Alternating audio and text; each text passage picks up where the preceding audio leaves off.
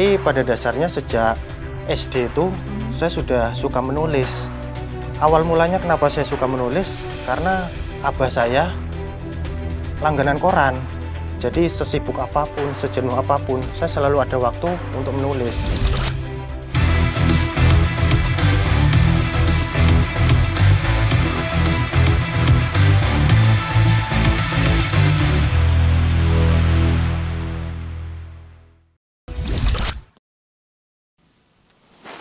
Assalamualaikum warahmatullahi wabarakatuh. Apa kabar sahabat TNI? Semoga dalam keadaan baik dan sehat dimanapun berada. Bersama saya Hestu Kesuma dalam podcast TNI Prima. Profesional, responsif, integratif, modern, dan adaptif. Tentu dalam podcast ini akan membahas berbagai informasi di dunia militer khususnya di TNI. Tentu di sini saya tidak sendiri. Saya sudah bersama seorang narasumber. Kali ini seorang anak muda, dia berpangkat Letu Rizal Mutakin namanya. Apa kabar? Alhamdulillah kabar baik, luar biasa. Luar biasa. Saya senang sekali ada Letu Rizal yang menemani saya hari ini. Saya panggil Mas aja juga tetepan ya. Boleh saya panggil Mas? Boleh. Oke. Letu Rizal ini berdinas di Disinfolahta Angkatan Darat? Betul. Oke. Di jabatan apa tuh?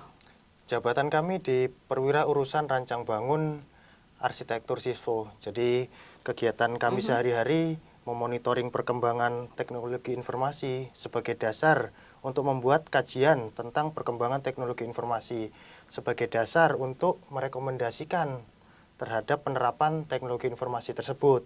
Sehingga kami bisa merumuskan kebijakan teknis terkait penerapan IT di TNI Angkatan Darat. Wow, kayaknya begitu langsung menjabarkan jabatannya itu luar biasa loh itu. Saya mau nanya di sini itu, Letu Rizal, bagaimana sih awal mula untuk masuk di TNI seperti itu? Tahun berapa? Mungkin bisa diceritakan agar sahabat TNI ini mengenal nih sosok dari Letu Rizal. Gimana? Jadi saya lulus TNI dari abiturien PAPK tahun 2018. Jadi pada dasarnya saya ingin berkontribusi lebih untuk negara. Maka dari itu saya memutuskan untuk bergabung dengan TNI. Saya yakin dengan kemampuan IT yang saya miliki, saya bisa berkontribusi lebih untuk negara. Oh, waktu itu di bagian IT, bagaimana ceritanya? Jadi pada tahun 2016 itu TNI Angkatan Darat mengadakan lomba namanya Hackathon Kartika Eka Paksi Cipta Yuda. Lomba Hackathon. Hackathon. Jadi lomba membuat aplikasi dalam waktu 24 jam.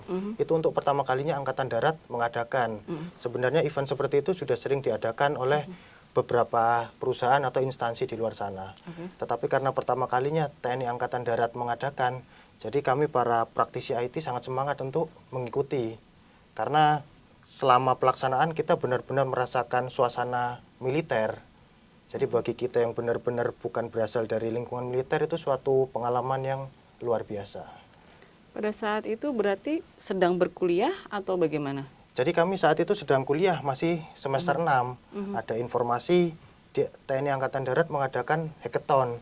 Maka dari itu kami sangat semangat untuk mengikutinya. Jadi prosesnya sebelumnya kita mengirimkan produk kita secara online, termasuk membuat video tentang penggunaannya dan lain sebagainya. Nah, nanti diseleksi oleh Angkatan Darat yang layak dan bisa dilombakan dipanggil ke Mabesat untuk mengikuti perlombaan di Pusdiksi Bogor.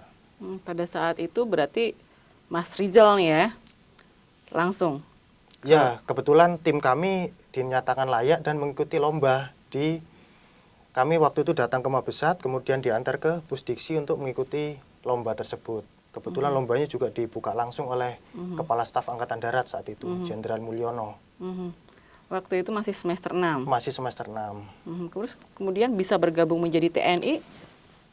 Jadi setelah pembukaan, kemudian Kasat Jenderal Mulyono berkesempatan untuk meninjau atau menyapa para peserta. Kemudian Kasat menyampaikan, saat ini TNI Angkatan Darat sedang membutuhkan SDM IT. Maka dari itu beliau menyampaikan, nanti peserta hackathon yang berprestasi tidak hanya kita beri hadiah, tapi akan kita rekrut menjadi prajurit TNI Angkatan Darat. Kemudian beliau juga menyampaikan, para prajurit yang hasil rekrutan hackathon nanti akan kita tempatkan sesuai bidang keahliannya untuk memperkuat IT-nya TNI Angkatan Darat, seperti itu. Terus berarti setelah lulus mengikuti proses rekrutmen masuk TNI? Ya, jadi sebenarnya para peserta hackathon yang dinyatakan layak yang mengikuti perlombaan di Pusdiksi itu, mereka dibentuk sebuah komunitas, namanya komunitas TIK TNI Angkatan Darat. Pembinanya Kadis Infolata. Saat itu Kadis Infolatanya Brigjen TNI Dr. Nugraha Gumilar. Dalam beberapa kesempatan pertemuan komunitas TIKAT, Kadis Infolata menyampaikan siapapun yang berminat dan layak nanti akan silahkan mendaftar ke TNI Angkatan Darat. Seperti itu penyampaiannya. Jadi siapapun yang berminat didata oleh beliau, tapi tetap mengikuti rekrutmen pada umumnya. Jadi ketika walaupun kita jago di bidang IT, tapi misalnya ada penyakit jantung dan lain sebagainya, secara aturan tetap tidak akan diloloskan, seperti itu.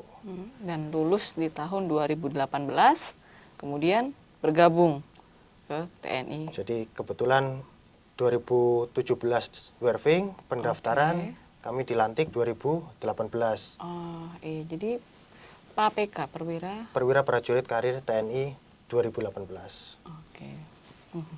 Kemudian nih pasti udah karena rekrutmennya aja itu dari hasil hackathon gitu kan, berarti jago banget tentang bidang IT ya.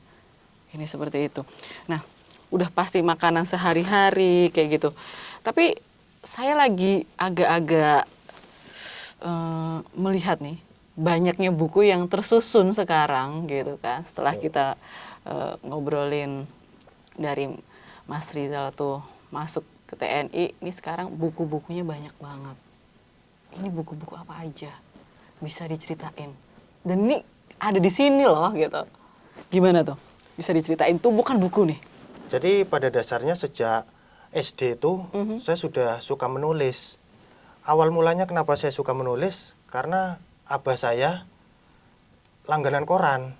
Jadi setiap pagi pulang sekolah, bahkan malam hari, saya pasti membaca koran dengan catatan sedang tidak ada PR. Tapi setelah saya membaca koran, di waktu luang itu ada keinginan untuk menuliskan apa yang saya baca tadi. Jadi jam istirahat sekolah atau jam kosong, bahkan malam hari, saya suka menuliskan apa yang saya baca. Tapi yang namanya anak SD, yang saya tulis yang ada di kepala saya saja, tidak ada referensinya.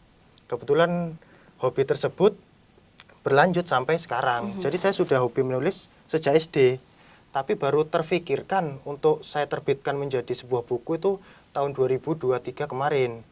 Jadi kalau ada orang tanya, kok bisa dalam waktu setahun bisa menerbitkan 12 buku? 12 buku? 12 buku. 1 tahun? 1 tahun. Nah, saya sampaikan 1 tahun menerbitkan 12 buku. Tapi pada dasarnya buku ini merupakan kumpulan artikel-artikel saya dari saya SD dulu. Jadi artikel-artikel yang serupa saya kumpulkan, sudah jadi naskah baru saya bikin bab, subbab, dan lain sebagainya. Pada umumnya penulis kan membuat kerangka dulu, membuat bab, subbab, ini saya kebalik. Saya naskahnya sudah jadi dulu, baru saya buat bab dan subbab yang sesuai dengan isinya. Ya, prosesnya menjadi sebuah buku itu kan tentunya memang banyak yang harus dilalui seperti itu kan. Ini jadi 12 dalam waktu 1 tahun. 1 tahun.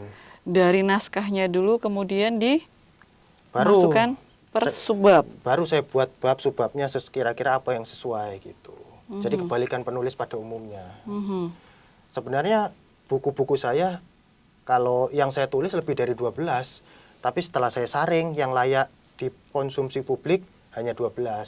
Yang lain cukup jadi arsip pribadi saya. Karena terlalu sensitif isinya. Ya padahal kalau zaman sekarang nih nulis waktunya itu kan perlu banyak kayak gitu kan, dan suatu jadi hobi ya. Hobi.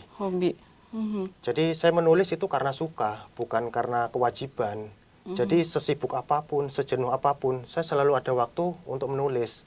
Karena tidak ada orang yang benar-benar sibuk. Yang ada hanyalah prioritas. Karena saya hobi, Jadi saya selalu ada waktu untuk menulis. Dalam satu hari minimal saya menulis 1 artikel. Tapi ketika saya lagi jenuh, lagi suntuk, bisa 5-10 artikel. Tapi tidak 10-10-nya saya publikasikan. Saya benar-benar saya pilih yang layak dikonsumsi publik. Sekarang sudah jadi TNI dari tahun 2018 sampai sekarang berarti sudah kami baru 6 tahun berdinas. 6 tahun, dalam 1 tahun kemudian ada 12 buku. Pada saat itu pemprosesannya, pembuatan buku tentunya kan banyak juga menjadi seorang TNI yang memang kewajibannya banyak, tugas-tugasnya banyak. Gimana mensiasatinya nih? Nah, jadi kebetulan awalnya saya terfikirkan untuk menerbitkan buku. Kebetulan tahun 2023 lalu pimpinan kami, Kadis Infolata, sedang menempuh pendidikan S3. Dan kami sedang menempuh pendidikan S2 di UGM. Wow. Nah, jadi kuliah S2 juga? Kuliah S2 di UGM, beasiswa TNI Angkatan Darat. Oke. Tahun mulai kuliah berarti tahun? Kami masuk 2022, alhamdulillah lulus 2024. Berarti pada saat kuliah juga, saat itu juga menulis juga? Betul. Nambah lagi nih? Betul. Gimana itu ceritanya? Jadi karena kebetulan kami dengan pimpinan sedang satu visi, sama-sama sedang menempuh pendidikan, jadi di luar jam dinas, biasanya sebelum apel pagi, atau saat jam makan siang, atau bahkan setelah jam dinas selesai, kami rutin diskusi tentang bidang akademik. Karena kebetulan kami sedang sama-sama menempuh pendidikan. Bahkan tidak nutup kemungkinan subuh-subuh kita saling komunikasi, saling WA-WA-an. Tapi bukan urusan pekerjaan, urusan kuliah. Jadi semua buku yang saya hasilkan ini tidak mengganggu tugas pokok saya sebagai prajurit TNI Angkatan Darat. Karena kebetulan tupoksi saya sehari-hari juga menulis. Gitu.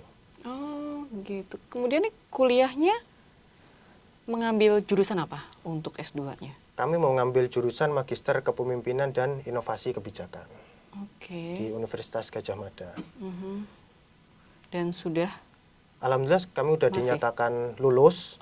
Jadi insya Allah minggu depan kami akan wisuda. Oh ini. Langsung ini berarti.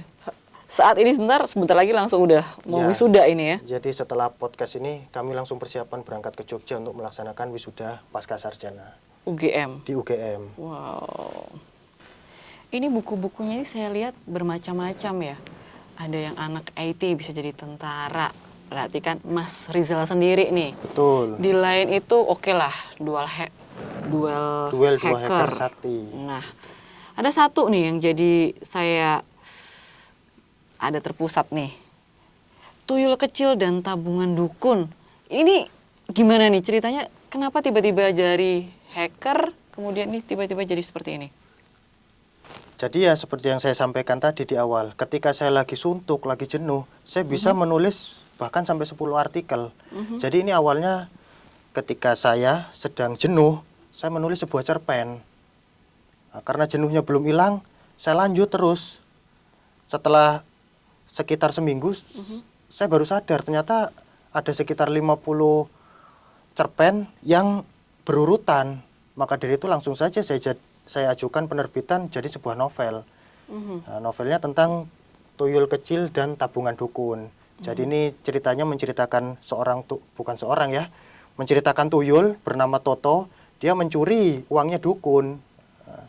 Karena novel ya saya tulis bebas saja.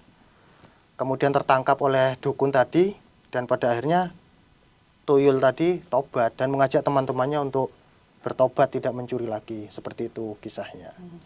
Banyaknya buku, kemudian seperti ini nih pasti kan tadi selain hobi, kemudian pasti banyak yang terlibat atau yang membantu seperti itu. Benar? Tentu, betul. Jadi untuk proses penerbitan buku ini pertama kita harus nulis. Setelah nulis pasti ada proses editing, itu urusannya editor. Kemudian desain layout bukunya, bahkan terus terakhir desain covernya baru bisa kita serahkan ke penerbit. Nah kebetulan saya dan istri saya memiliki hobi yang sama dan sama-sama sejak SD. Bahkan istri saya udah nulis novel saat dia masih SD, cuman tidak diterbitkan.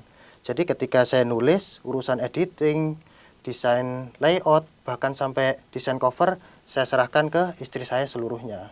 Jadi saya bisa benar-benar menikmati hobi saya untuk menulis. Satu frekuensi ya ceritanya ini berarti Kebetulan, sama istri ya? Kebetulan satu frekuensi, satu hobi kebetulan. Jadi bahkan buku-buku saya ini ketika ada yang kurang lengkap, sudah ada yang melengkapi. Jadi ini jadi TNI, nulis oke, IT oke, sesuai dengan job disk-nya, seperti itu kan. Nah, untuk sahabat TNI tentunya yang dia juga ingin bergabung jadi TNI atau juga para anggota, mungkin ada hal yang ingin di-share, pesan-pesan apa sih kayak gitu untuk sahabat TNI? Jadi setiap saya nulis buku itu saya pasti cantumkan subbab yang berjudul pesan untuk pembaca. Untuk pesan kali ini saya akan cuplik dari buku Anak IT Juga Bisa Jadi Tentara, karena yang lumayan viral buku tersebut.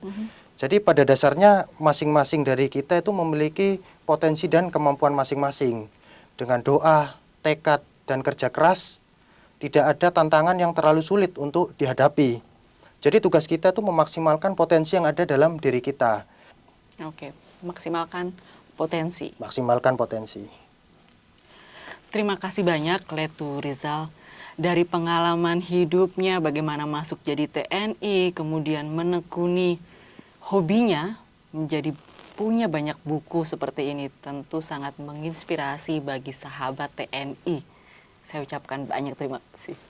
Saya juga terima kasih banyak Mbak sudah diundang ke podcast Puspen TNI. Ini suatu kehormatan buat saya. Nah, sebelum saya meninggalkan ruangan podcast, saya ada kenang-kenangan satu buat Mbak nih. Apa nih? Ini. Oke, tuyul tadi. Novel Tuyul Kecil dan Tabungan Dukun. Nah, jadi ini novel yang pembacaannya santai, tidak ada materi yang berat-berat di sini. Baik, buat saya nih ya. Ya. Oke. Ya. Semoga berkenan dan semoga suka. Oke, terima kasih banyak sahabat TNI. Sahabat TNI, dengan tekad yang kuat untuk mengisi diri dan berkarya, rasa lelah dan kerja keras pasti dilalui. Serta pasti dijalani suatu contoh bagi generasi muda yang tak kenal kata lelah. Sahabat TNI, saya Hestu Kesuma bersama Letu Rizal pamit undur diri. Salam TNI Prima.